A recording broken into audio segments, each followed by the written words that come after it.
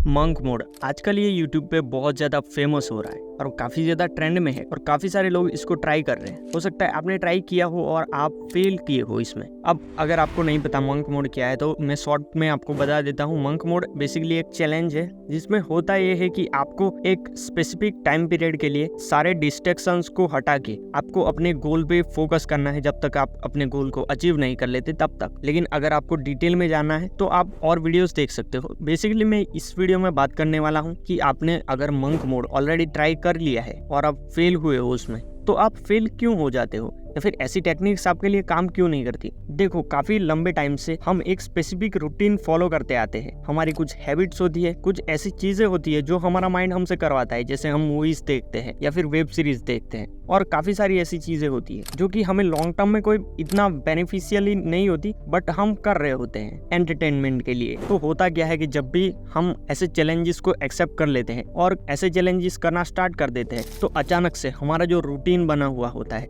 जो हमारे माइंड ने एक्सेप्ट कर लिया होता है, जिसके अंदर हम कंफर्टेबल होते हैं, उसको वो चेंज नहीं करना चाहता और अजीब सा रिएक्शन देने लगता है। आपको बेचैनी सी होने लगेगी या फिर आपकी हो सकता है हेल्थ खराब हो जाए। क्योंकि देखो, कुछ दिन पहले आप एक नॉर्मल लाइफ जी रहे थे, आप टाइम पे उठ रहे थे, आपके माइंड के हिसाब से चल रहे थे और अचानक से आपने शेड्यूल बना दिया और आप बहुत ज्यादा काम करने लग गए हो। तो आपका माइंड जो चीजें आप पहले करते थे उसके लिए क्रेविंग्स बढ़ा देता है और आपको पता भी नहीं चलता कि आपको ऐसी सिचुएशन में करना क्या है। और काफी बार हम फेल हो जाते हैं। उसकी वजह बस यही होती है कि हम अचानक से अपना रूटीन चेंज कर देते हैं और हमारे माइंड को ना एक भूलने की आदत होती है, वो हर चीज याद नहीं रखता। तो आपने जो भी प्लान बनाया है कुछ दिनों बाद आप वो भूल जाते हो। तो आपको पता चल गया होगा कि आप फेल क्यों हो जाते हो। अब फेल होने से तो कुछ होता नहीं है। अब इसका सॉल्यूशन क्या है? तो देखो, आपने मूवीज में देखा होगा कि एक बंदा जिसका ब्रेकअप होने के बाद या फिर कुछ ऐसा हो जाने के बाद, उसका ईगो हर्ट होने के बाद वो ऐसे ऐसे काम कर देता है जो उसने पहले कभी नहीं किए। वो अपनी बुरी हैबिट्स छोड़ देता है,